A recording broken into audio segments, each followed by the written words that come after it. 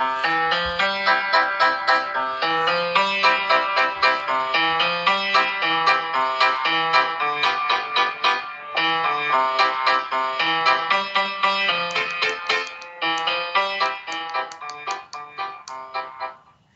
everyone, welcome back to Beneath the Lift Tower, your podcast that regards everything Northampton Saints. Once again, I'm joined by Simon Stacey and Jess Kebble. My name's Charles McGilvray, and welcome to the pod. How are we doing, everyone? Good. Very good. How is everyone else? All good. Yeah. I mean, it's pretty good to feel after the weekend.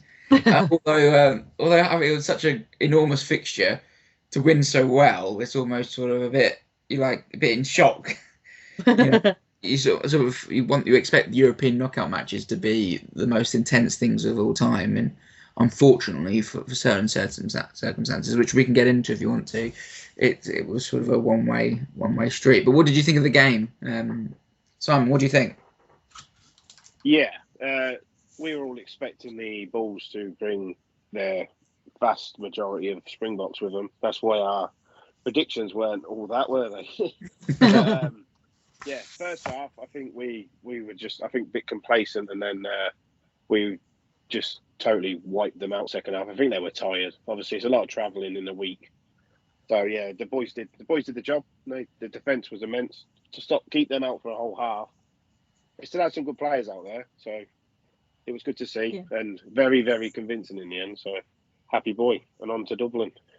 What do you think? Yeah, I think it was a weird one in terms of it was fun, but I think the atmosphere, if we're being honest, as much as Franklin's Gardens it's always a great atmosphere, but it wasn't anything compared to the weekend before, particularly in that second half. I think the first half, because it ended up being quite close, perhaps unexpectedly, I think the atmosphere was okay, but I think in the second half, when we were kind of running away with it was fun, don't get me wrong, and people were cheering, but you could just tell that it felt like there wasn't that much skin in the game in the second half, and so it doesn't foster the world's best atmosphere.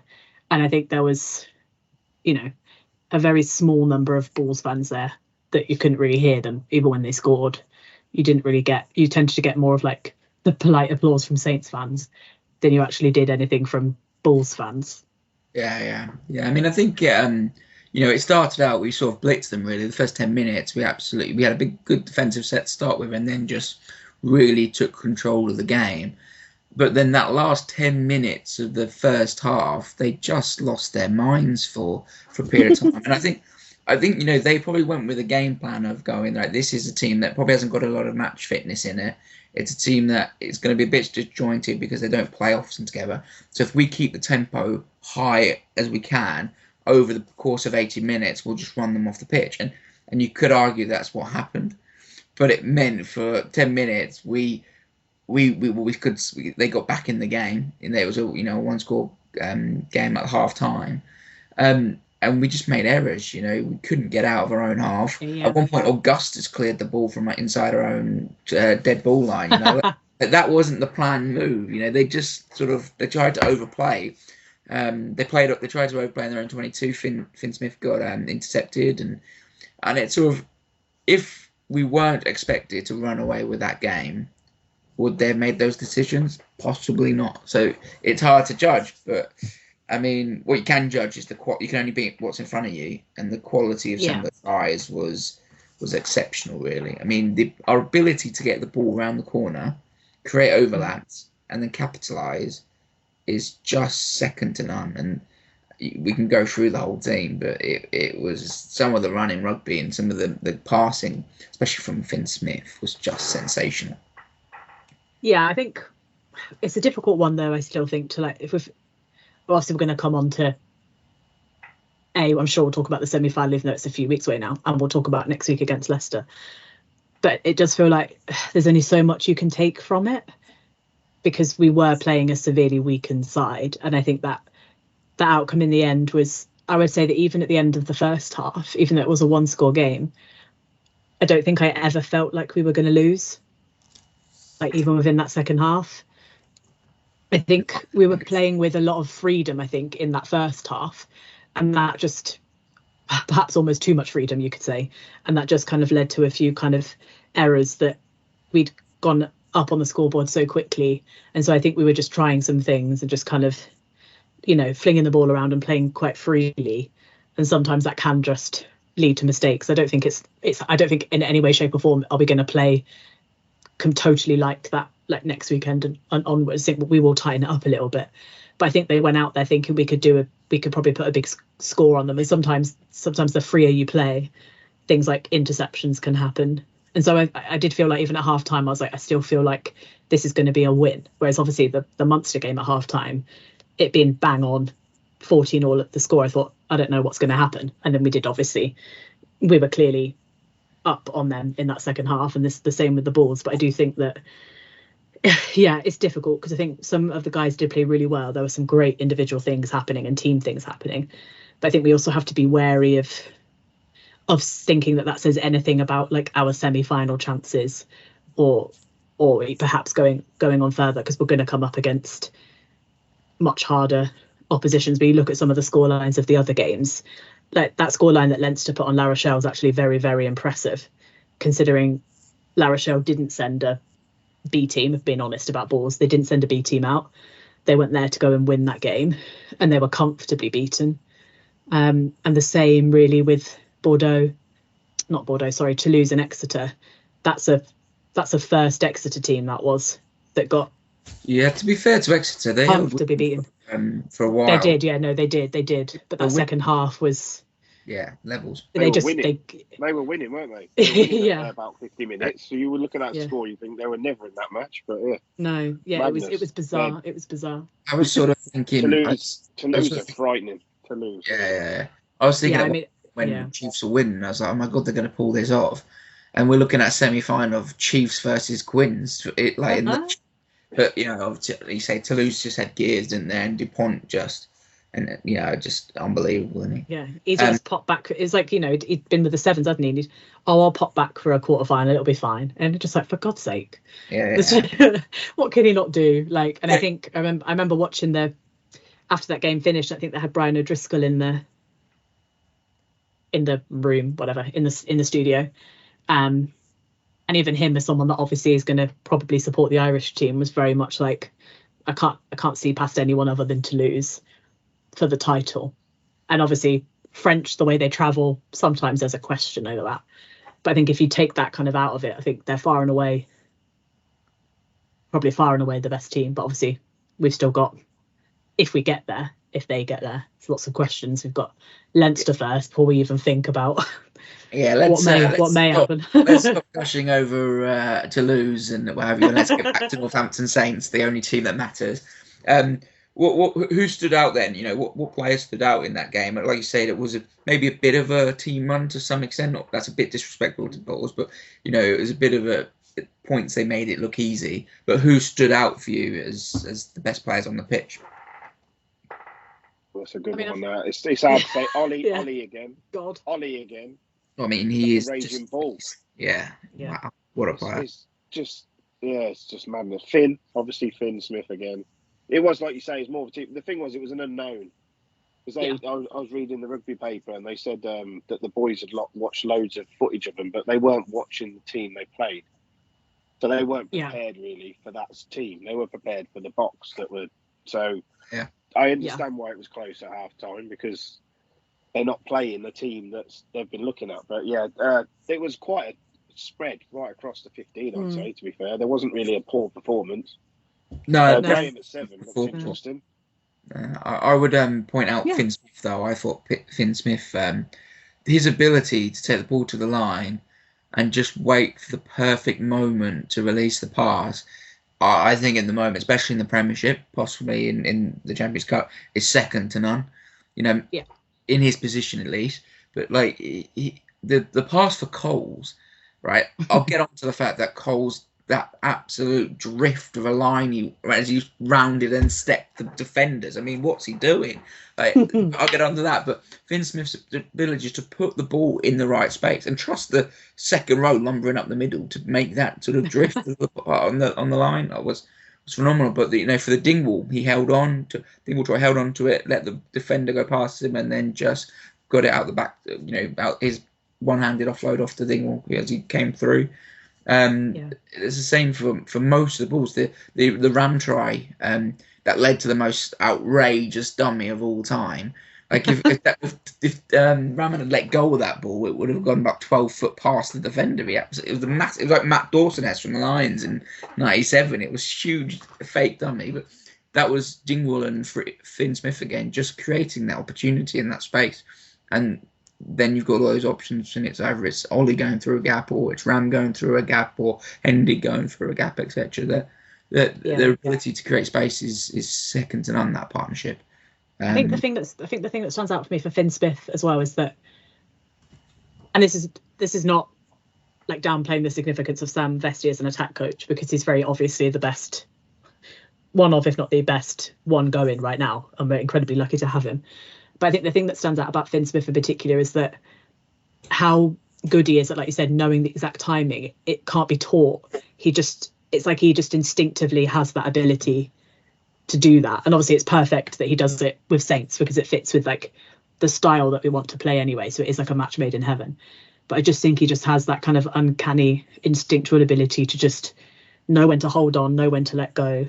And like you said, in the moment, he's got less than a second realistically to make that decision. And yet he's right 99.9% of the time. And it's the right decision, and it sets something up.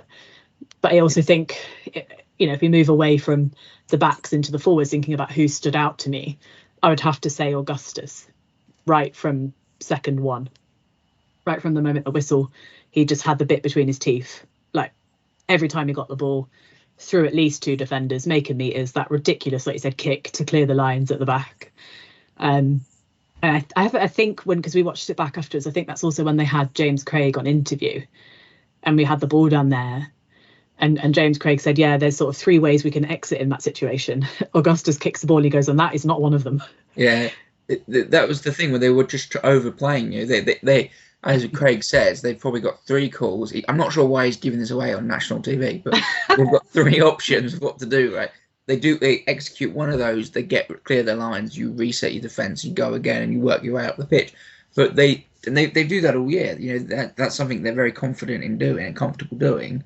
But they didn't elect to do that in that game, and that can only be because they either they've got a plan of tempo, let's keep playing, and we'll play from anywhere, and eventually it'll work, or they just switched off slightly in the head, and they just thought, well, we'll force in it. And in the game the week prior to Munster in that first half, that was an issue that sort of crept in a bit into that fixture in the first half, where they were just overplaying and therefore making poor decisions at the point in time, put themselves under pressure. The try by Van der Merwe, that came purely because we were making stupid errors, and then they got their pressure and they scored off the back of it. So if they're making the right decision at the right time, that just doesn't happen.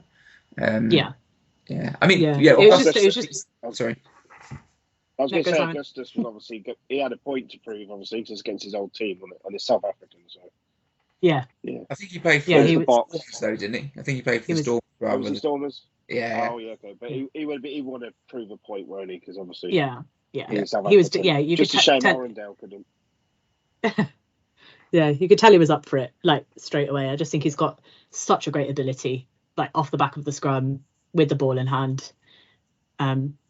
He's just like you said. He also plays like with tempo, and it's quite. I don't want to say manic because it's not really the right word, but just the second he gets the ball, he's ready to just push through as many people as he can. And that's exactly what he does. He just literally pushes people out of the way repeatedly. And yeah, a beast, that's definitely the right word.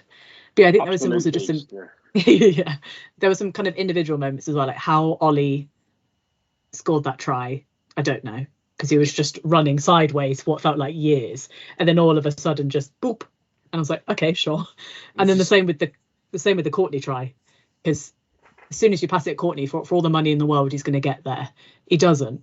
But, he gets kind of tackled, but straight back up, straight over the line, and then does that casual on his back, flips the ball over, pops it down on the line, which Mitchell does later as well, does all the same thing on his back.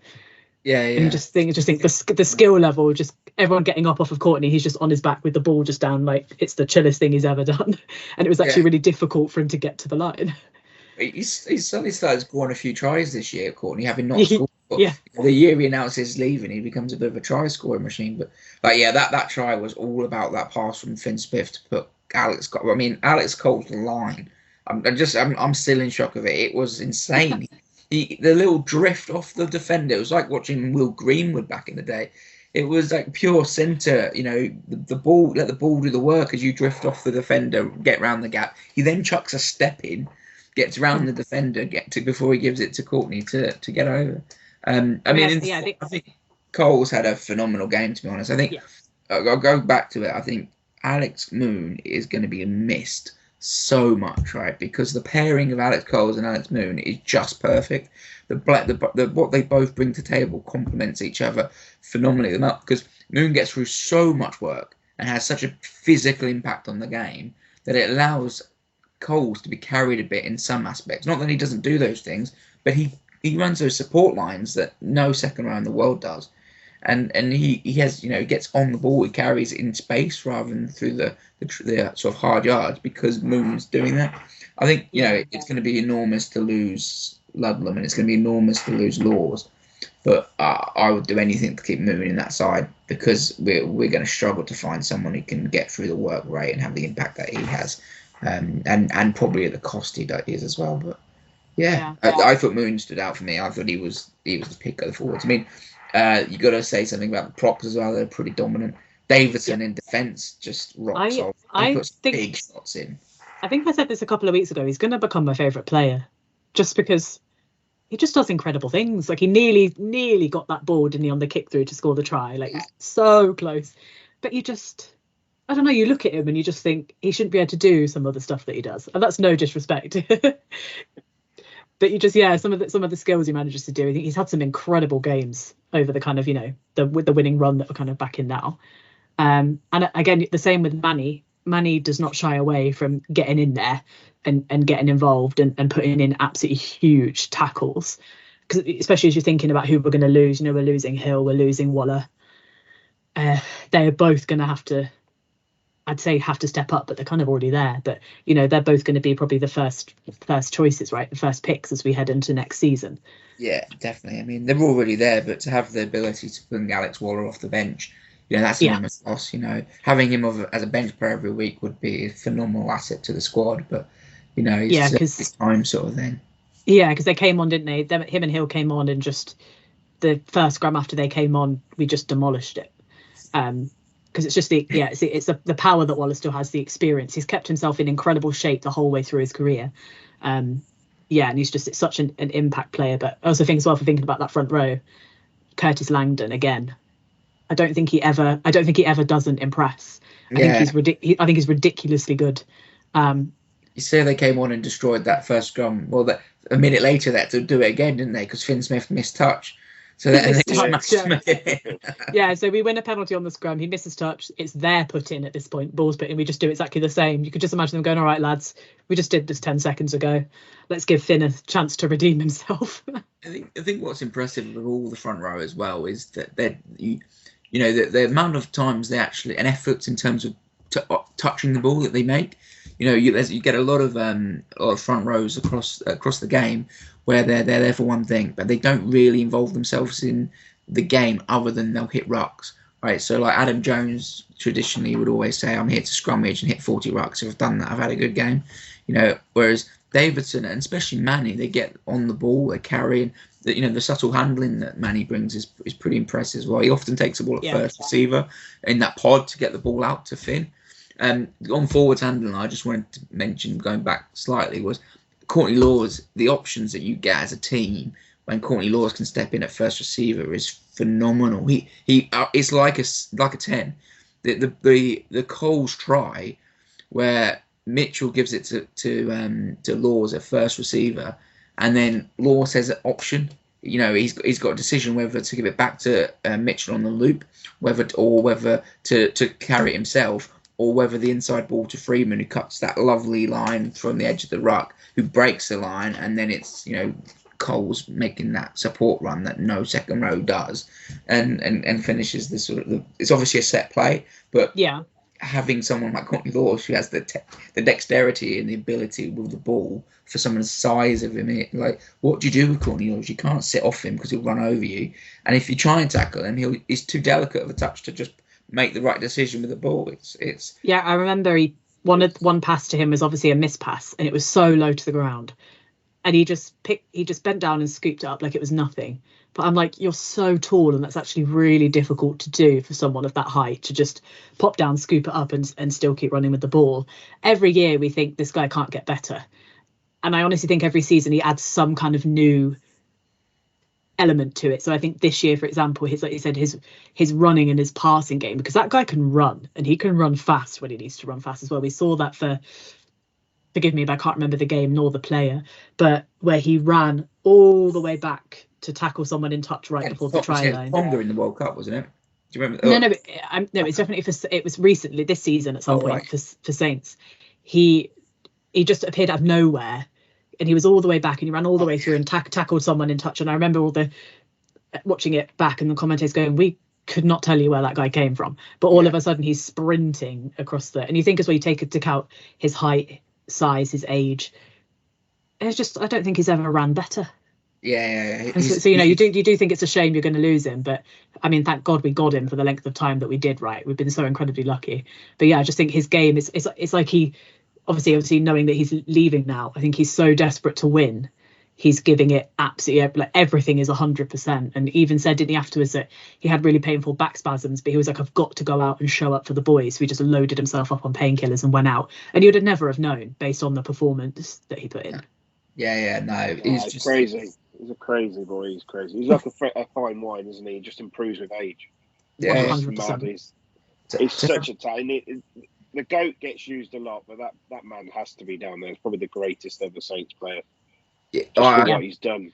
I agree. Yeah. I mean, I'd say it's not, and this again, no disrespect to anyone else we've had, but I'd say it's probably not even close as to who like the best and he's that we've ever had in terms of him. Well. Yeah, it's like the longevity. Yeah, exactly. Yeah, there aren't many players that have the desire to continue improving their ability when they achieve what he's achieved in the game. But like you say, he just gets better and better and better, and he. When for a long period of time, he was just smash. He had a highlight reel of hitting things, and he was phenomenal. And he was considered world class already and his line out option was phenomenal.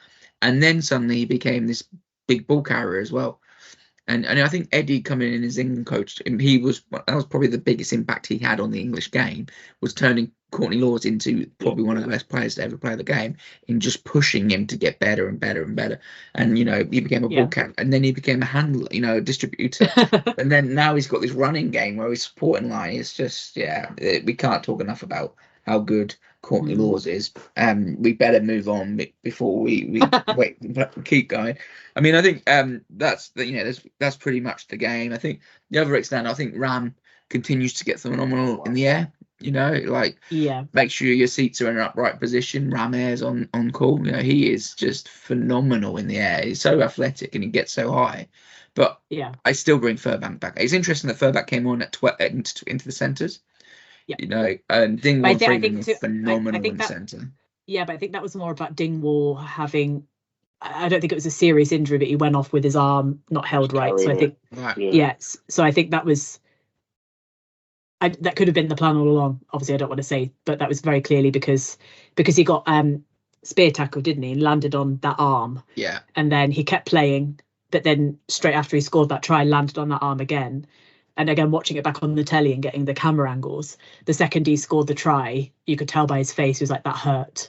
And then he went off after. So I think that was more because he picked up a knock of some kind more than anything else. Yeah, I don't think it was because. Yeah, we I don't think. Yeah, I don't think it was tactical. I think it didn't look like a serious injury. I think he got a stinger when because it was a yellow card offence, wasn't it? It was picked up and he put his arm out to protect himself, as everybody does, even when they tell you not to do it. And he landed on it. And then when he scored the try, he rolled over onto it. And I think, maybe just a pins and needles or a stinger case. And hopefully, fingers crossed, he's all right. But, I think that was injury based with Fairbank coming in there rather than, tactical. I did Well, call it though. I'm going to say I called it last week when you said what shit will happen. I said I reckon Furbank will be on the bench. yeah, no, it was the logical option. It was the logical option, but the thing is, Freeman is playing. Sorry, Ram is playing so well. That it's hard to drop him. But Furbank's back now, and it's a difficult. I'd pick him at the 15 still and put Ram on the wing. Harsh on Hendy, who's a bit of a sensation, but I just think that attacking three of Sligo, Ram, and Furbank can't really be bettered. And then when you have Freeman, hopefully Dingwall's fine because that centre partnership is incredible. Like they've got everything, the lines that Freeman cuts and the power they brings to the game, and the ability, his defensive ability is just so underrated because he covers such a wide span of the game. You can't get round him because he can go on then, and then they try, and then he just drags them down, or he passes him off to Ollie Sligo, who absolutely bangs them to touch. Like it's there. That is. And so, yeah, let's move on to pretend. Do we want to cover off the balls and why they sent their selection, and do we want to share an opinion on the fact that and I want to start it by posing a question, right? So imagine we were playing in South Africa against Leicester in a semi-final of the Premiership, right? Mm-hmm. And we were playing against Leinster, or in Leinster the week before, right? Would you argue that we potentially wouldn't complain if we sent a weakened team to the Leinster game because you're expected to lose even if we send our best team, and save the powder for the Tigers in South Africa, because the fact it's in South Africa and that travel is enormous. And that's essentially the decision that Jake White had to make when selecting his team. Yeah, I mean, I feel for Jake White a bit because I feel like he came under quite a lot of unfair criticism because that decision to sign them up for this competition would have been made above their heads. And you kind of read between the lines a little bit. You get the impression that without saying it, he's pretty much saying that he's not exactly a fan. And so I felt like he made the only real choice he could make based on kind of all the circumstances. And it's a bit crap, if we're being honest. It still wasn't a bad side, though. No, not at all. B-team. They're a franchise. So that side was probably playing about a year or so ago as their first team. So it wasn't. They weren't poor players. Yeah. And there's a few future Boks that started that game. So I get what he's saying. It's hard to decide, but the altitude and the travelling, it can't be good. I don't blame him. No. He didn't bring it on himself by blaming the South African Rugby Board for not getting the flights there. So he put all the attention straight on himself for that, and then for making the decision he made. I can't kind of blame him because I know we were out the group stage, but when we played Leinster, I remember a few years ago, we sent the Wanderers and got beat about 60-10 or something. We didn't get a fine for that because we were out the cup anyway. But you play what you need to. I think it wasn't like they sent the kids. They were still quality players, just not their best. Yeah, but I'd say the same thing if we sent a second string team, it'd still be a good side, but you wouldn't expect them to win. I mean, I think it's a tough decision, and ultimately he's made the best decision by his team to give them the best opportunity to win something this year. Right, so you can't blame him for it, but you do question, and this is why fans get so frustrated with the administrators of our sport that this scenario existed. First of all, why aren't they chartering a plane? Like, how amateur is that? Like trying to book business classes on the flights on the Monday morning to get there for Wednesday. I know they didn't know who they were playing, but that's never going to be a viable option in a professional sporting environment, right? Trying to do it like that. No. And then, so there should have been a plane charter at the very minimum. Why have these airlines as your sponsors and then not dig into that? Like, DHL. DHL are their sponsors. I know they do parcels, but surely they'll have a normal plane with seats in it. Yeah. You know what I mean? Just put them in a pallet, whack them in the back, and get them over here. Just stick a label on them and put them through the post. Yeah. I think it's. All. Yeah, I agree. I just like that the administration should have been better for them for this, right? But then I also you question, right? what's the point of having the South African franchises in the competition and then not giving them an opportunity to actually focus on it? Because the reality is, Munster would have said, if they were in that situation, they would have gone full on the Champions Cup and scrapped off the URC, because the URC to the Irish provinces is almost a Wanderers League. They're like the Leinster don't play a completely different side in that side compared to their Champions Cup side. Johnny Sexton didn't play in that. Ross Byrne was basically the URC fly half, and Johnny Sexton would rock up and take the Champions Cup matches. Like those. But the Boks, they're different. They're not used to this environment of the Champions Cup and the pedigree of it and the history of it. I mean, I think if I will always say that I don't think they should be in this competition, and it's nothing against them. It's just it's a European competition, and it's always been a European competition at heart. The idea that you can go and watch your teams play away because it's in Europe, and it's easy. It's sometimes it's expensive. It's not always easy, but it's easier to go and see those teams and get good crowds, and that makes the competition what it is. So it completely dilutes it. And then, look, there were some big scorelines over the weekend, right? Toulouse first team beat Exeter first team. Harlequins and Bordeaux put full strength teams out. So did Leinster and La Rochelle. And there were some big scores. But if you look at our game just in isolation, that big scoreline, it shouldn't happen like that. You shouldn't have 50-point swings between a weakened side versus a side putting out the full. At that point, especially when you're doing it at quarter-final stage, you have a problem with your competition at that point. Yeah. Because it's supposed to be close. And like I said, the other ones weren't close, and that's just the way that it happened, right? Like Toulouse and Leinster are like far and away the best. So the big score lines were just because they are better than everyone else this year, if we're being honest. Whereas our big score line was because they weren't evenly matched teams. Whereas us and Munster weren't all completely evenly matched because they had some illness and injuries, but it was still what a knockout game is meant to be, close, a 10-point swing. We put 50 points on a weakened side, and again, don't want to say B team because like I said there were some good players in there, but let's just say a weakened team. That shouldn't be happening at quarterfinals. A big score should be happening if you've got two first rate full, picking your first choice 15, first choice 23. And if a big score happens, fine, that happens. But that wasn't the case in our game. Yeah, you want a game like the Bordeaux Quins game, because what a fixture that was.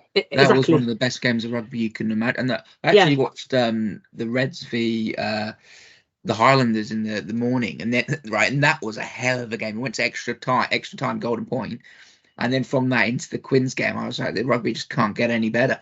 It was what a day of rugby. But yeah, going to our game in the evening, it was just a bit of a dead squid because of that. I'm all for putting the domestic game in the forefront of rugby and promoting the domestic game and creating an international sort of feel to it. I think there should be a world club winner every year, right? I think, but the things we're hearing around how that competition going, it's gonna be every 4 years, right?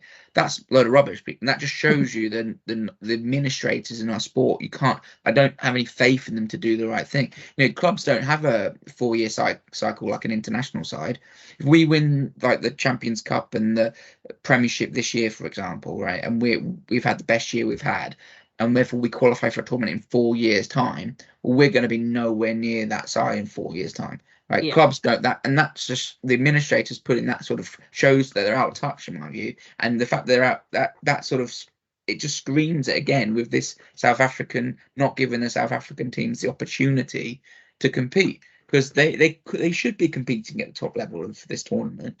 Yeah, and 100%. That should have been a good game. The ball should have been a real tough game, but you've asked them to do something that makes it impossible for them. Why were they added to the Scottish, Welsh, and Irish League? I've never understood that, because they did well in the Super League, in the Super Rugby. I don't understand. To me, it just seems silly. It's the time zones and the money of it all, isn't it? So whilst there's long flights from South Africa, you get 15-hour flights from South Africa to Europe.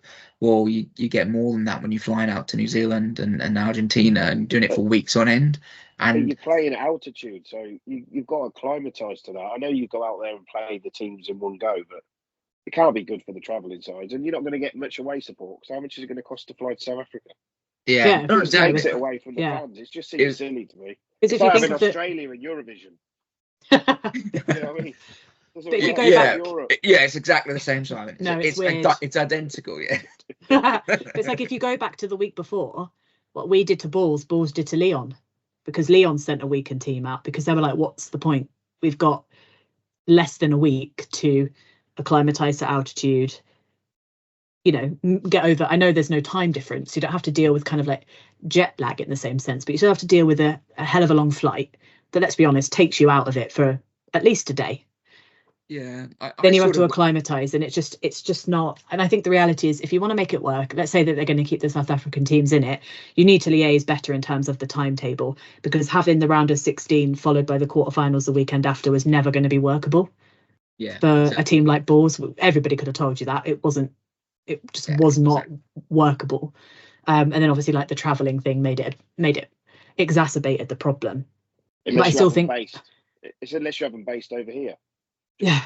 Just at a college club or like Loughborough or something like that for a couple of weeks. And then the difficulty there is that they don't want to leave their families for long stretches of time. So that's what they do. You know, the South African sides do go on tours in sense of they go to when they're playing the URC, or prior when they were playing Super Rugby, they would go on weeks at a time tours to make, because they're so far away from anywhere else. It's difficult, right? And South Africa are one of the great countries in terms of rugby on the planet, and they deserve to be, they deserve to be somewhere. They need to be in a competition, and financially it made more sense for them to be in the URC, right? And it seems to, they've had some great games against Leinster, and they go well in that tournament, but they don't have them in the Champions Cup unless they're going to be given the opportunity to play, is my answer. But anyway, should we move on to the biggest game of the year? The only game that actually matters. All the rest of this is nonsense compared to the game coming up the weekend. Like, if we lose out, the rest of the game's forfeit, even if we win the Champions Cup, I think. So Leicester Tigers, what a fixture. I mean, it's going to. It doesn't stop, does it? You never know how we go. And after that game at the weekend, you don't even know what mindset the players are going to be in. And Tigers are.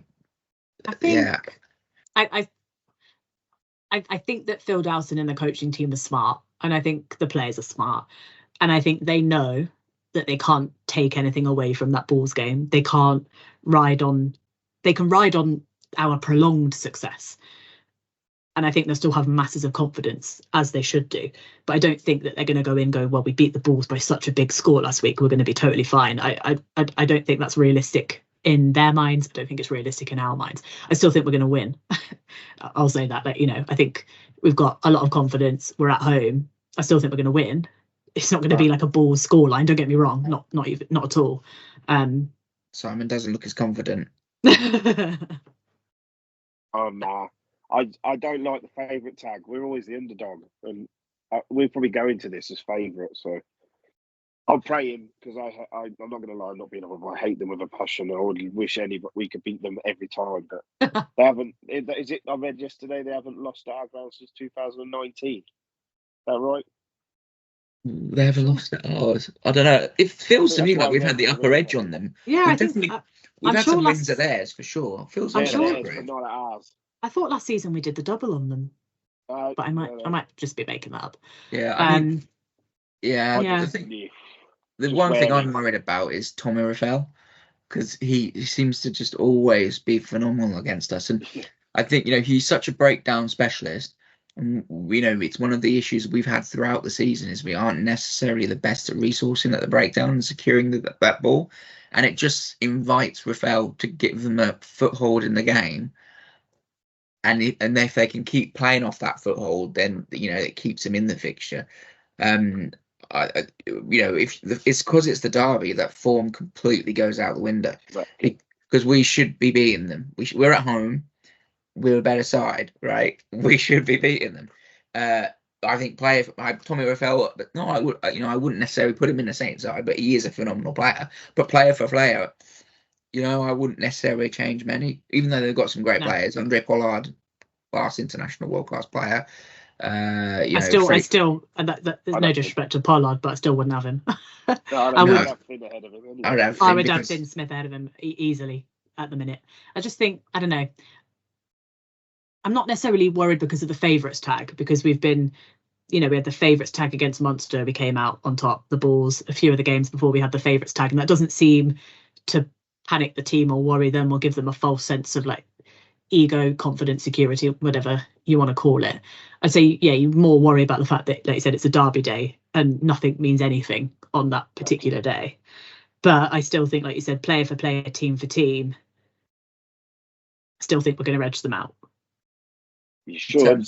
In terms of players, yeah, exactly. In terms of player to player, would you make any big changes to the side that beat the Bulls? Depends on injuries, because I think I don't know if Dingers was carrying his arm, but that could just be a stinger. It could just have been that. I get the impression it looked kind of like, again, I don't know because I'm not a doctor in any way, shape or form, medical doctor in any way.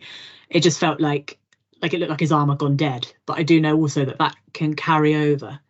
I know that there's some people that have had a dead arm in a game and they've not played the week after. So if Dingers can't play, then it's pretty obvious you bring Furbank straight in, right? And then again, where does he come in? Like, so, Odin's out for the rest of the season. Hutchinson's struggling with his back, I believe.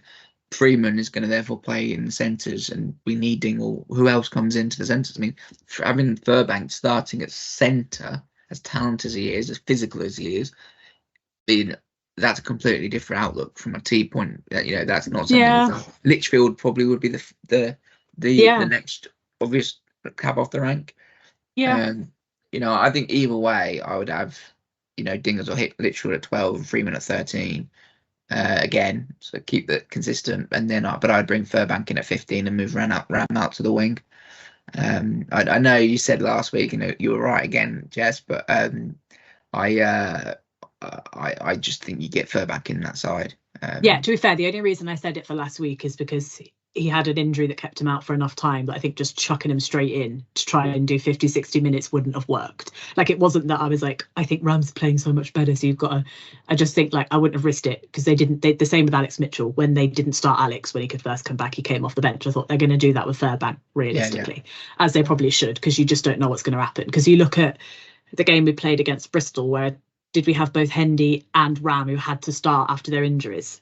Yes, yeah, and they played a bit of friendly games, didn't they? And they struggled, and you could tell that they struggled. So I think that was why they made the decisions with Mitch and Furbs. But I think at this point, I would also start Furbank this time. I think not just because of how incredible a player he is, but if we take from it that Ludlam is probably not going to start. And this is nothing against Courtney as captain, because Courtney is Courtney, he can do everything. But Furbank as a captain, leading us to that kind of 10-game winning streak, I think that, alongside what he gives us in terms of his playing ability, is going to be crucial against a Leicester side in a derby. I would have him back in, and I'd make him captain if you're not going to start Ludlam. Because in my eyes, he still is the top of my list, probably the only one on my list as who would be club captain next season. Yeah, I was wincing there when he come on in the centres. I was like, oh, no, don't get injured. Because he's still got his calf very much taped up. Yeah, they all do at the moment. Don't get hit. Ram and Hendy both still have masses of tape around legs as well. Dingers has had, Furbanks has had taping around his leg all year, pretty heavy strapping. They do strap him up. Talking about Ludlam, I would probably bring Ludlam back in. I think Graham and Augustus both were really good games against the Bulls, but in terms of what they bring to the pitch, I think I'd probably revert. And Augustus had a great game, but I'd probably revert to Graham at 8 and bring Ludlam in at 6 with Laws at 7 with Laws at 6. And if Pearson's around, try and get Pearson back off the bench. That would probably be. Then we're looking at and have Augustus on the bench as well with an 8-2 split. I think you're then sort of looking at close to getting our best team on the field at that point. I think the only difference I'd have for you there is I think I'd still start Augustus. Me and you have had this discussion before. Graham versus Augustus. I think I'd still stick with Augustus, but I actually think that Ludlam, when he came on, had a really good. He was very good when he came on against Bulls, because I know I'm sure he'll be honest as well that he's still trying to kind of get back into form, and he's trying to. I think he did have a really good game when he came on. yeah, again, there's like you said, it's all about injuries and what's going on there.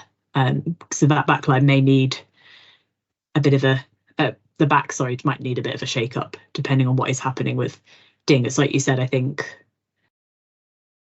you think about like Furbank, Slightholme, Ram, Hendy, none of them work in the centres. But agreed, do a job in the centres, but I wouldn't necessarily throw him in there as in the derby. No, and I think, like you said, Lichfield has done that for us on more than one occasion. So if you're thinking about someone who at the very least has experience doing it, then chucking Lichfield in could be a good, because he doesn't get talked about enough, I think, and it's difficult because of the number of good players that we've got that some people just are going to be missing from the conversation. But he is also very, very impressive. Yeah, I think what Lichfield brings is which is slightly different to Dingwall, is a bit more size, a bit more straight up and down running. So Dingwall is just so technically spot on, and his ability to work in that pivot role with Finn Smith so that they can get the ball moving and create options is outstanding, and that's why he's so fundamentally important to us. And then when you get Freeman outside of him cutting those phenomenal lines at his pace and his power, that's just outstanding, right? But what Lichfield would bring is he wouldn't necessarily carry the same level of slickness with his distribution, but he does bring probably a bit more oomph in terms of his power. And he breaks tackles, and when he breaks tackles, he accelerates through them and makes distance. So I think it makes us have to potentially change the way we want to move the ball a bit. But I think that I would, unless Hutch is fit, Hutch comes in and he does exactly the same thing as Dingwall can do, and we just play the same. And Hutch is fantastic, but if he's not fit still, then I think we have to change it. But we don't lose. We lose a bit, but we also gain a bit else.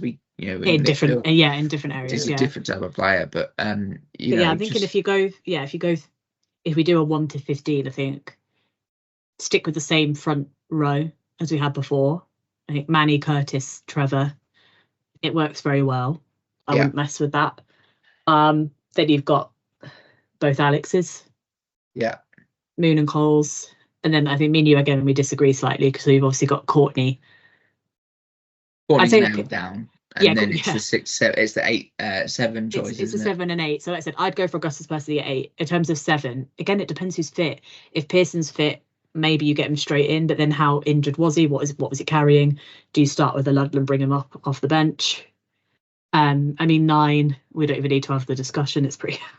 9, 10. It's no disrespect. Again, it's no disrespect for Tom James, who I think did a phenomenal job when Mitchell was missing. But you have Mitchell, you play Mitchell. It's a no-brainer. And then obviously Finn Smith. And then, like I said, we've already kind of discussed 11 to 15 in quite a bit of detail already. It really is. It's hard to pick a nail down because you just don't know what's going on with certain players and injuries. But let's say everybody is fit, then I would have Slightholme at 11. Your centres would be Dingers and Freeman. And then I would have Ram, and then Fairbank at 15, which just means it does mean some good people miss out. But then you can also say, look, when Hendy had his performance against Munster, it was off the bench, right? Yeah, exactly. Incredible skill level to bring on that it just, if you're the opposition, you think this just doesn't stop.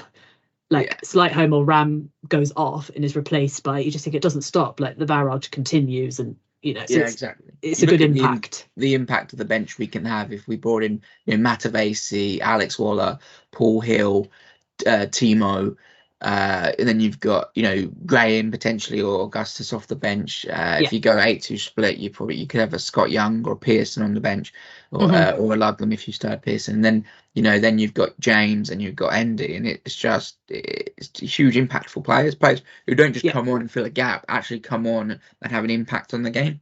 I think it's also important that we have Burbs back, just also because of cover at 10 if necessary. Because at this point, Finn Smith has played a hell of a lot of rugby, a lot of minutes, a lot of matches. At some point, it will catch up with him.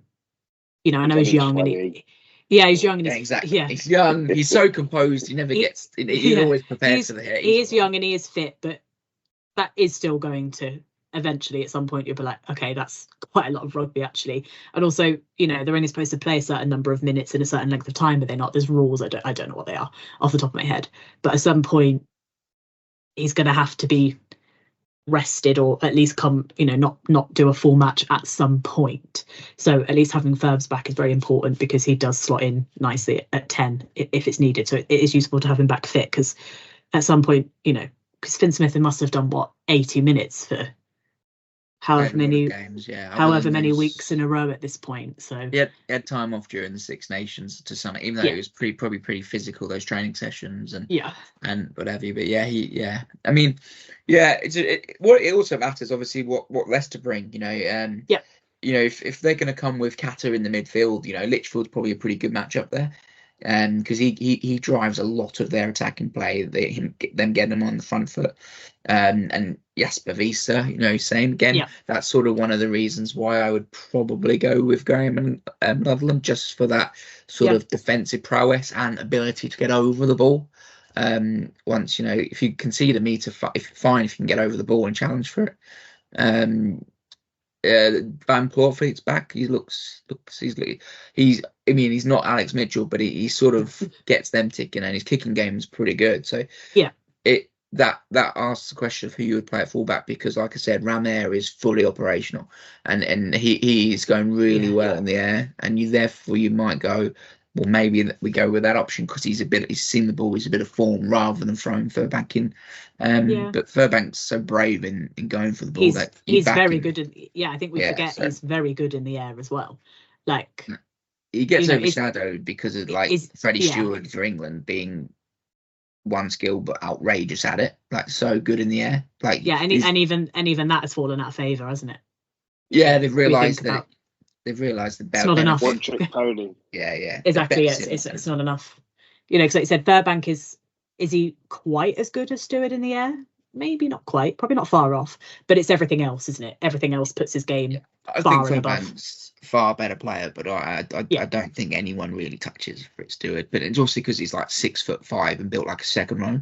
So that's why he's good in the air. Like, exactly. He's also why he's slow as anything, but it's why he's good in the air. That's the thing. Again, even if you compared him with Ram, you think Ram's not small either. He's he's big, massive. But he can get up in the air and he's not slow. No, by any stretch of the imagination. He's a monster. Exactly. Yeah, it is the gymnastics. Like I said, when he was coming back from injury, he posted some videos of himself doing some gymnastics. And he just the flexibility and the skill level to be able to do that is why he's so good. He just gets up so much higher than everyone else. You just can't get near him in terms of, because he's grabbed the ball before you've even gotten off the ground. Yeah. I think the Bulls game could be a good preparation for the Tigers match, though, because the Tigers, and I have a lot of respect for Dan McKellar. He's a really, really good coach, and I watched a lot of the Brumbies play, and the way he got them operating back, would it be 5 years now or something like that now? He is a top coach, and the work he does in terms of his attacking mauls and around and down that sort of thing. But that's how they build their team around the set piece, and that's why he's unfortunately a very good fit for Tigers. Whoever recruited him into the head coach role there or director of rugby did a very good job. Yeah. And therefore, it's a case of they're gonna come with a challenge that we've just got to front up to. They're gonna come with a strong set piece. They're gonna try and maul us to the cowsheds at home. But our maul defense is best it's ever been. Our scrum is the best it's been in donkey's years.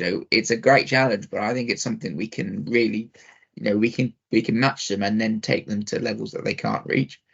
But and it's the only reason why you get London in, because it's going to be it's the emotion of the derby, and he just buys into that, and he's just all over the emotions of the game, and he cares, it matters to him. So that's why I chuck him in. But do we go for predictions? Yeah, let's do it. I'm bad at it because I was so far off with the ball. I mean, the Bulls ones we're going to ignore because we thought they were coming with the actual side. But go on, Simon, what do you reckon for the Tigers match? Oh God. Don't want to jinx it. I'll go 24-19. I think it'll be more, but I don't want to count my chickens anymore. I just hate playing them. I just hate. Yeah. It's the most nervous game of the year, isn't it? It's But So we're I guess used to you, us being the underdogs. That's the thing. So we always like, oh, we can probably beat them today. Well, actually, we should be beating them by a country mile. But it's a derby. It means nothing. it's the hope that kills you, isn't it? Exactly. So we're all going in like, yeah, we're going to absolutely batter them. But I don't know. It's I can't see us battering them. I don't think there's been many derbies where and that's been on the end of it, but the cup where there's been a battering, and there aren't been many Premiership games this season where there's been hugely one-sided. I mean, there's been a few, don't get me wrong, but the games that have been tight are generally very tight and within one score. I What do just you mean reckon, over Jess? I just mean over the whole like pitch. Like we should, player for player, we're better, so we should beat them in every section of the game. But it's the derby, so yeah, we'll see. Yeah. Sorry, Jess. And like I said, on paper, on paper is not real life, is it? So it's on paper, this, that, and the other, and I'm like, you can rip that up and put it in a shredder when it comes to things like the derby. I would say I'm going to go. I think we're going to score our 4 tries. I think we're going to get some good points. So I'm going to go 30-22. It has it vaguely within 1, but in my mind, I don't want Tigers to get any bonus points, so I'm going to have to just go for the 8-point swing, so they don't get anything. Yeah, that's a good pick. I think 30-22 is good. I mean, I'm trying to put the emotion to one side of it because I think, Tommy Rafael will give them an opportunity to get into the game, right? But what does that give them? Well, it gives them an opportunity to go up against our line-out, which has been pretty good. Our maul defense, which has been pretty good. I think it'll be a low-scoring game. I can't see us getting the bonus point. I think there'll be a lot of set pieces, and there'll be a lot of crowd getting fed up with the pace of the game. We'll try and put some pace on it, but I think they'll do all they can to stifle it a bit. So I'm going to go 16-9. I think we'll keep them out in terms of I don't think they'll score against us. I suppose it does depend who's refereeing as well. Yeah. True. That's going to massively change the way the game is. Yeah. Well, I still think I'm still going. Yeah, I'm still going for the 4 tries though. I think there's too much talent. There's too much talent there for them to be. I think we've seen us score so easily against teams that you would be like, we're never going to get through because of their up front. Look at Saracens, look at Munster. You say there's no way you're going to get the 4. Obviously, the bonus point didn't matter in the Munster game, but there's no way you're going to get through that many times. But I think we're incredibly difficult to stop when we get into free flow. So I'm still going to stick with my bonus point. No, I agree with that to some point, and I'm contradict what I've just said by saying there isn't actually a better team on the planet at getting it to the edge.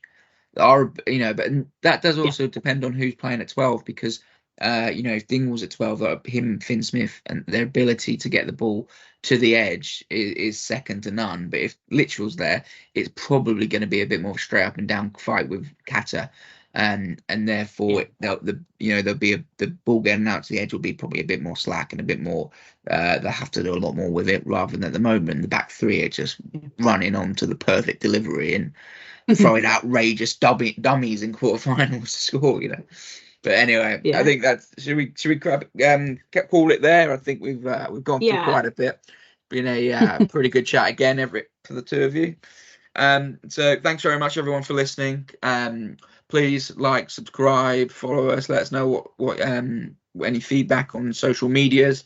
And thank you very much for listening. I've been Charles McGilvray. Jess has been Jess. Simon's been Simon. And come on, you Saints. Goodbye, everyone. Goodbye.